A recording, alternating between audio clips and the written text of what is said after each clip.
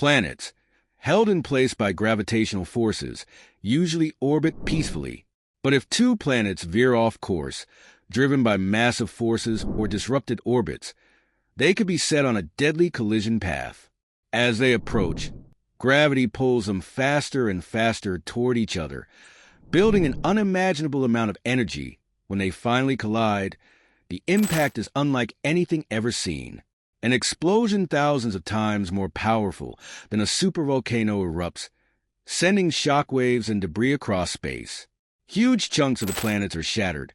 Molten rock is launched in all directions, and a blazing fireball ignites from the collision energy. The debris from this collision could form an enormous field of rock, ice, and dust.